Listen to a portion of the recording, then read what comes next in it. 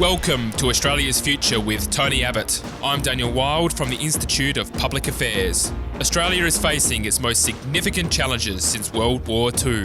Geopolitical tensions are increasing, cultural self-confidence is in decline. The values which define us, freedom, democracy, egalitarianism and sacrifice, are being put to the test. Over this special podcast series, Tony and I discuss how Australia can survive and flourish in the decades ahead.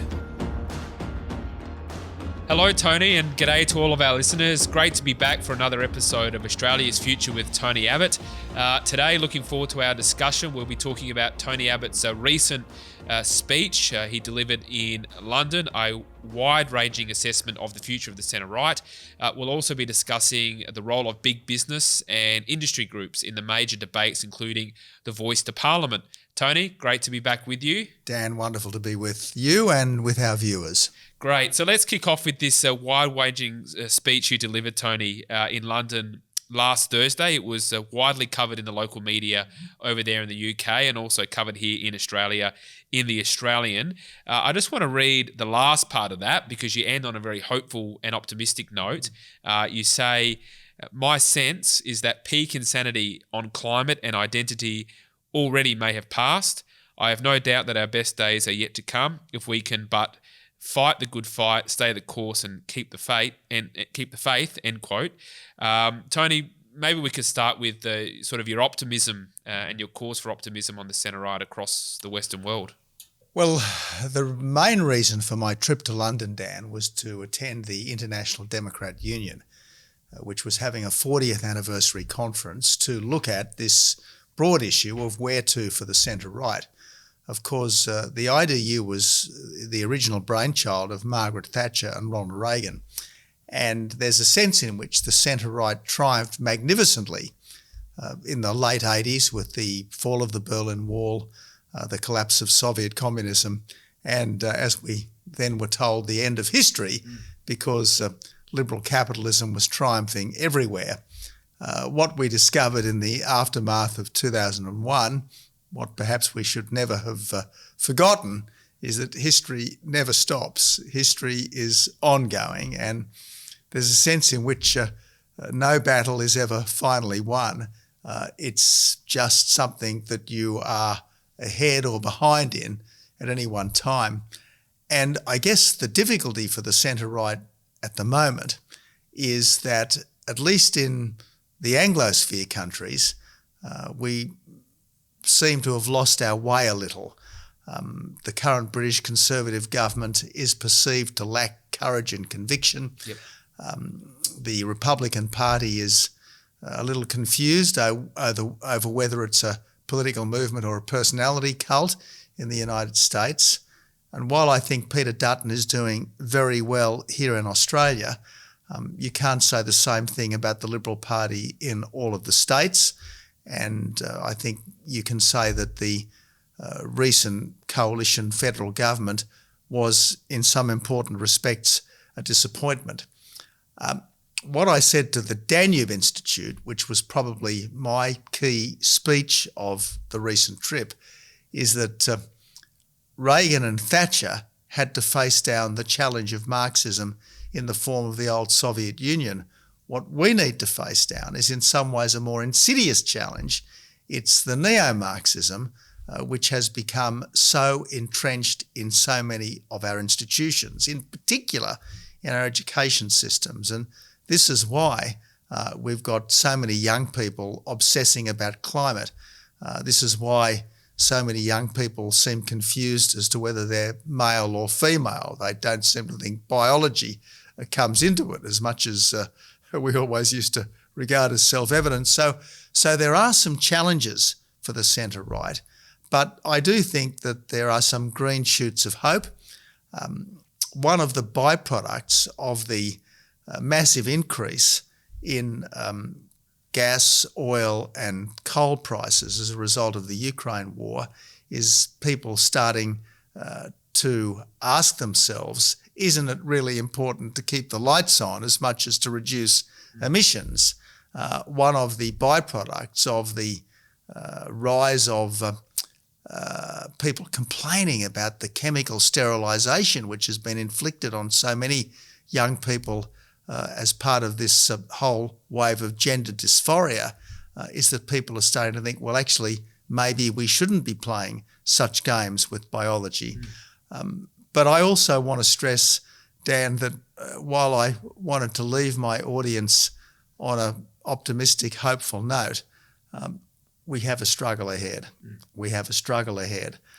Things have gone far the wrong way, and it's very important that we do not for a second think that this is going to be easy or become complacent, because quite literally the future of our countries, our culture and our civilisation depends upon us regaining faith in ourselves. And just at the moment, Britain, which I regard as, in a sense, the cradle of modern civilisation, is still plagued with self-doubt. We still see the Ramona elites complaining about everything when they should know better. And the United States, which for so long has seen itself as having, if you like, a manifest destiny to bring liberal democratic ideas to the wider world, which has done so much in terms of spending blood and treasure to keep the world free and safe, is certainly going through a period of acute self-doubt, of which the turmoil inside the Republican Party is simply one expression. Yeah, Tony, you mentioned the end of the Cold War and the idea of the end of history, and I often think that that made us complacent on the right, that we had sort of just assumed that the values that we hold were self-evident, that we didn't need to defend anything anymore. But of course, the left just kept going, and you mentioned the sort of the transmogrifying from the Soviet Union to this sort of cultural Marxism. And I think it's important, you say in your speech, in some ways this, what I'll call sort of identity politics, cultural Marxism, is in some ways more dangerous because it's internal rather than having a clear external enemy. Are you able to elaborate on that insight a little bit? Well, I suppose at the heart of this postmodernist neo-Marxism is the idea that we can never really know truth, that nothing is really objective and real. It's all simply a social construct. It's the construct of imposed power structures. And I suppose the most striking example of how things have shifted is that for centuries we were advancing towards the liberal ideal of the liberal humane ideal of human equality, if not necessarily in outcomes and in talents, at least in terms of dignity and rights and responsibilities. And that was most marvellously expressed, I suppose, by Martin Luther King in his famous statement that he wanted his children to be judged on the content of their character, not the colour of their skin. In just a generation, in just a few short decades, we've forgotten all of that, or at least large swathes of our academe and the commanding heights of opinion have forgotten this. And now everything is conditioned by race and colour and gender, hence all this anxiety about so-called white privilege and male privilege. Now, this is incredibly insidious because in the end it denies people agency. It says that they are programmed by things beyond their control. Just as economic Marxism said that individuals were simply cogs in some giant capitalist machine, this neo-Marxism says that individuals are completely programmed by outside forces, whether it's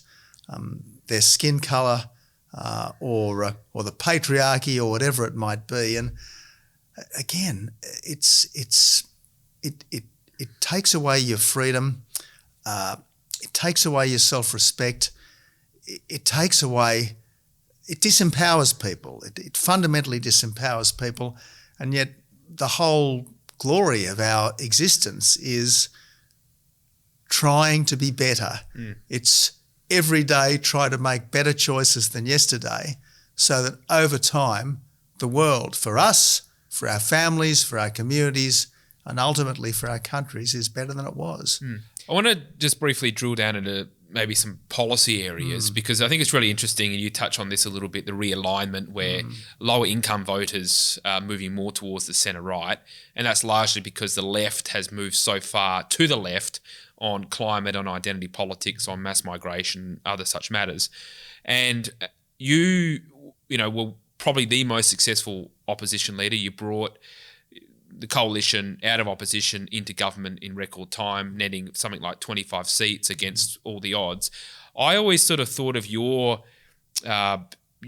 time as opposition leader, as Prime Minister, as what I would describe as broad spectrum conservatism, where there was sort of economic liberalism, social conservatism, but you also, I guess, developed a role for government, for example, with paid parental leave and family policy, which some economic liberals didn't necessarily agree with. But I think in hindsight is, whether you agree with PPL or other forms of supporting the family, I think that when you're looking at lower income voters, working class voters, these families clearly need help in the environment where you need to have 1.5 or 2 income earners. It's really hard for them. So I just wanted to sort of talk about the policy direction of the centre right as you see it as moving into the next period. I guess, Dan, fundamentally what I want to say is that government is not value free. Government should support the police. Government should prefer intact families to sundered ones.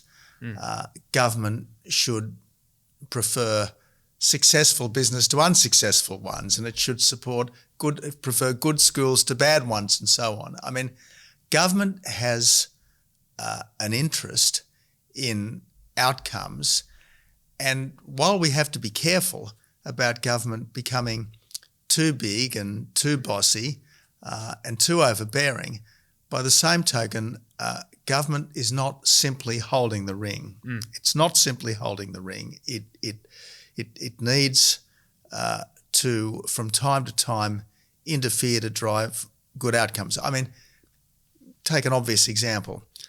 Eventually, the market will deal with substandard products, but some products are so substandard that they're a threat to safety, and so we need to have rules against that kind of thing. Now, the rules shouldn't be too prescriptive, and you can take good things like that too far, but nevertheless, government is not value free, and this is the mistake I think that some of the libertarians make.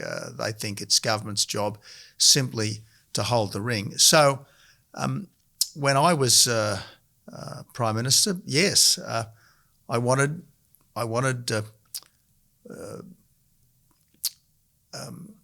capable women to have more kids, because the greatest vote of confidence that you can make is to have children, and not enough capable Australian women are having children these days. Now, I can understand why, because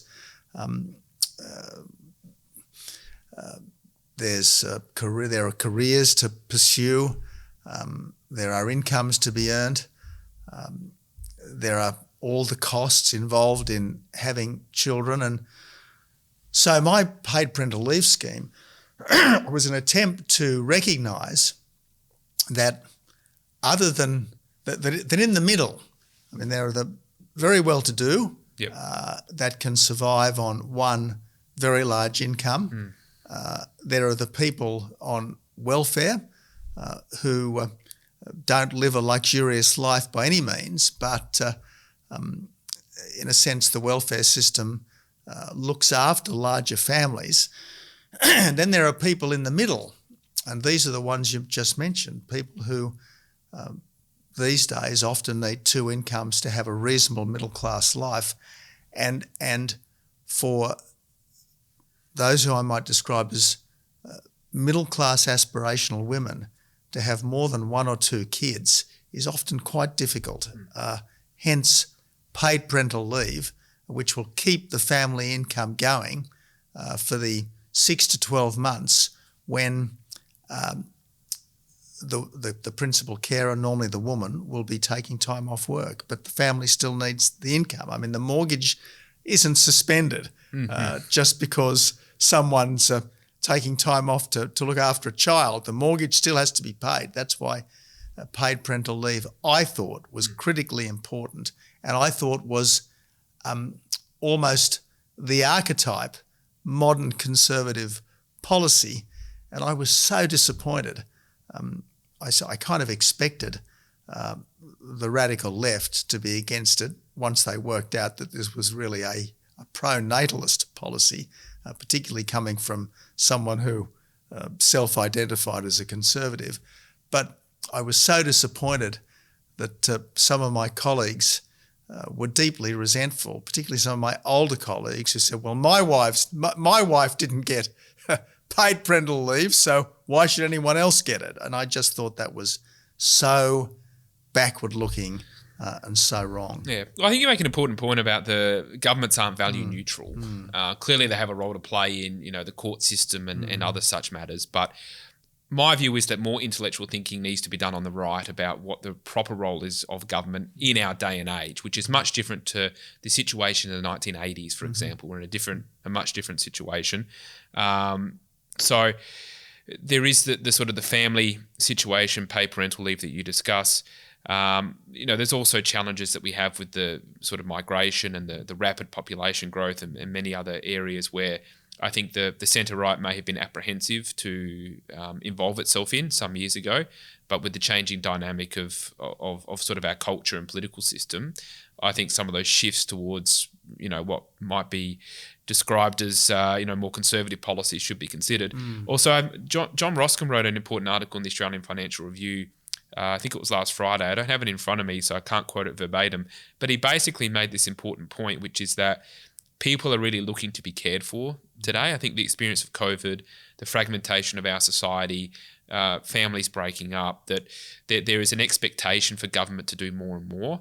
And the right has to find a way of talking to that desire without necessarily conceding the ground on big government. So just interested in your thoughts there. Look, that's a good point you make, Dan, but we need to be very careful about a government which does so much that it takes away our freedom, and everything that government does has to be paid for, and government doesn't have a dollar that it doesn't take from us, either as taxes today or taxes tomorrow. So we do need to be careful, and one of the, I think, baleful consequences of COVID was this fostering of fear by government and officialdom, and I guess the consequent timidity of our public. Even now we see people wearing masks. Now, if you've got a lurgy and you're in close quarters with other people, maybe it's courteous to wear a mask, but wearing a mask for self-protection, I think, is drawing a pretty long bow. And yet it seems that that's why most people are wearing masks, almost a sign that they don't want anyone to get too close to them. And again, this was one of the really, really unfortunate developments of COVID. There was a slogan that I saw daubed on buildings and in hoardings and things in Victoria during the pandemic. Staying apart brings us together, or something to that effect. And I thought, this is just so wrong. It's just so wrong. But this was the weirdness of those times. Indeed, Tony. Well, a lot there I think, for us to unpack further over the coming weeks and months. I wouldn't mind now just turning to the Voice to Parliament and the latest developments there. Peter Dutton was on Sky News on Sunday, and he made I think a pretty important point about big business, and he was talking especially about some in the mining sector and the resources sector that have been putting in millions into the Yes campaign. Yeah. And he's basically said that they should stay out of it and they should grow a backbone, and rather than trying to appease the inner city Twitterati, should actually do what's right for our nation.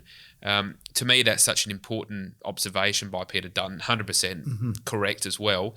Interested in your observations of what Peter Dutton has had to say.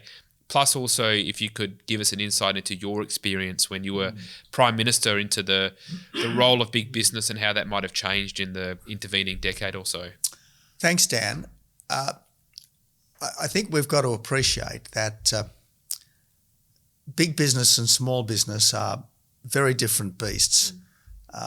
And if we can further differentiate, there's a world of difference between large public companies and companies which may be publicly listed, but which are still essentially founder or family driven, such as News Corporation, for instance. And the big public companies these days, I think, are more like private sector bureaucracies than they are like small businesses. And one of the features of these private sector bureaucracies, particularly in recent times under the influence of this so-called ESG movement, is that instead of focusing on what business has traditionally focused on, namely delivering a worthwhile good or service, treating staff and customers well, and making a reasonable profit for shareholders, instead of those things, these ESG-driven businesses have been more interested in trying to build a invariably leftist-hued society.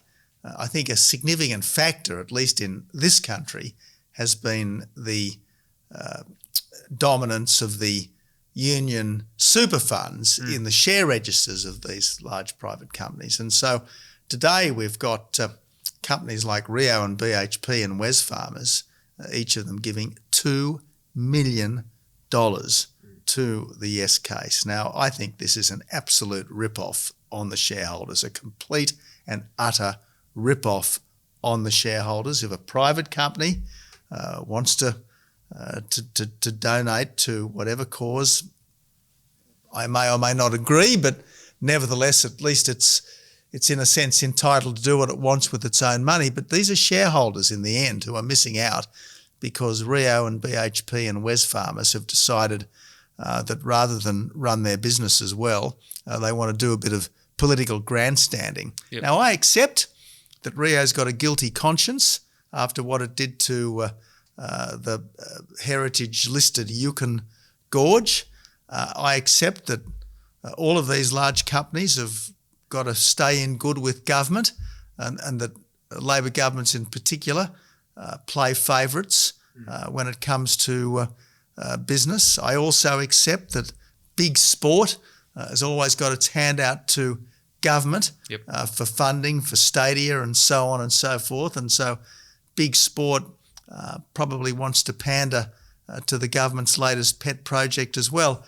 But it's quite wrong that these massively resourced companies and these woke foundations should be so one-sided when it comes to the most important constitutional change we've been asked to consider. I know that the polls have been coming strongly back towards the sensible side of the voice debate, but that's not because the No campaign has had much money. I mean, the No campaign has been massively outspent by the Yes campaign. It's only because the No campaign has the better arguments that things are shifting. So look, I really think the people in these large public companies should be ashamed of themselves, frankly. They don't have an argument. All they have is an emotion and a desire to look good to the government. Yeah, I think you're quite right. There's a couple of things that come to mind. The first is that this clearly obliterates any notion that the Voice is a grassroots movement. I mean, people are not reaching into their back pocket to give $5 or $10 in the same way they're doing to the No campaign. This is wealthy family trusts and big woke corporations that are funneling millions into the campaign. I think the other point, and as you were speaking, it sort of reminded me that we used to have business leaders that were patriotic. They actually cared about Australia. And they understood that one of the reasons behind their business success was the fact that they lived in a country like Australia. And yes, their own endeavour, their own efforts and investment are critical, but you would not have the same outcomes and returns if you weren't living and working in a country like Australia. They understood that and always, generally speaking, acted in the national interest. Now we've got these business people that just sort of opine and intervene on very divisive issues. Is it your experience that the quality, for want of a better term, or the commitment of our business leaders to our country has declined over time, or do you have any sort of perspective on that? I'm reluctant to accuse big business of lacking patriotism. I think the problem with big business is more a reflection of the general culture, and I can't remember the name of the author at the moment, but there was this distinction drawn, somewheres versus anywheres, and the people who run large public companies. Goodhart. Goodhart, yeah. That's right, Goodhart, yeah. The British academic Goodhart. Yeah. The people who run large public companies normally epitomise the anywheres, yeah.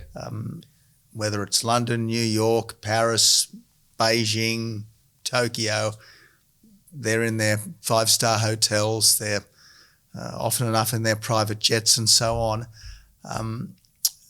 whereas most of us are still very conscious that we are a product of a particular time and place. And generally speaking, we don't lightly change our religion, change the footy team we follow, suddenly decide that our hometown was pretty contemptible after all and we'd rather be a citizen of the world. Yep. So I think there's there's that factor at work. I guess my admiration is for people who build businesses as opposed to simply manage them. And there are a lot of businesses, banks in particular, that are almost a license to print money. There are a lot of businesses that are largely protected from competition. I suppose some of the very big retailers might be in that category. And as I think I tried to say in that speech in London, if you don't have any real challenges, you start to worry, you start to create new challenges. And we've spent so much time over the last couple of decades worrying about what we used to call first world problems, because so much has gone well for so long. And I think that's, in the end, the problem with so many of these big business leaders. They've become bureaucratic as opposed to innovative in a business sense. But look, you asked me earlier, Dan, about the business bodies. At different times in the past, the business bodies have been very important to good government and to innovative government. Back in the 80s, when Hugh Morgan was leading the Business Council, it was a very important source of policy innovation. More recently, when Tony Shepherd was the President of the Business Council of Australia, the BCA was a very important source of good counsel for people in public life. I think it's dramatically deteriorated since then, and I think it's because there have been too many people who haven't wanted to rock the boat, who would rather go with the flow, and who have forgotten that the only job that really counts for business is a good product or service, decent relations with your customers and your staff, and making a profit, because a business that doesn't make a profit cannot last. Tony, just returning to your speech and just to round out our conversation, there's an important point that you make here, which reminds me, I think, of a comment you made some time ago about the centre-right being, I'm going to get this wrong now, the centre-right being in government but not in power. I think the word was in office but not in power. In office but not in power. Yeah. And so this is what you say in your speech. It's one thing to win government, it's another thing to hold it and make something of it. Thanks to the left's long march through the institutions. Centre-right governments, despite winning elections and having mandates, must expect sabotage at every turn. You then go on to point to the media, the bureaucracy, in our case, the Senate, unions, and other internal factors. And to that, I would personally add what we've just talked about, big business and other major civic organisations. So can you just, given your experience as Prime Minister back in 2013, how that affected your capacity to execute on the will or the imprimatur given to you by the Australian people, and then how has that changed over the last decade or so? Well, it's interesting. Arguably, the Abbott government's greatest success was stopping the boats, and we were able to do that because we didn't need anyone else's permission. We didn't need to get any legislation through the Parliament. It was something that we were able to do entirely through the executive action of the Commonwealth Government, and within a couple of months, effectively, the boats had been stopped. Yep. Other things, like the repeal of the carbon tax, the raising of the pension age, our desire to see school leavers either learning or earning as opposed to going on the dole, the desire to see a modest co-payment on otherwise bulk billed GP visits. All of these things required legislation, and while I think we had a clear mandate to get the budget under control, we certainly had a lot of trouble getting legislation through the Senate. Even the repeal of the carbon and mining taxes, for which we had an absolutely explicit mandate, was difficult. So look, in retrospect, I think I should have been quicker to replace key people in the public service, and I should have been readier to go swiftly to a double dissolution election where I thought that the government's clear mandate was being thwarted by the Parliament. But look, this is the wisdom of hindsight. I suspect that the next coalition government, certainly any government that Peter Dutton leads, will be a government which has been chastened, informed, and ultimately better prepared because of that experience. We certainly hope so, Tony. So on that note, I think we'll wrap it up. So thanks for your time and your insights again, Tony, and looking forward to our chat next time. Thanks so much, Dan. This is a production of the Centre for the Australian Way of Life at the Institute of Public Affairs. To find out more, visit australia.ipa.org.au.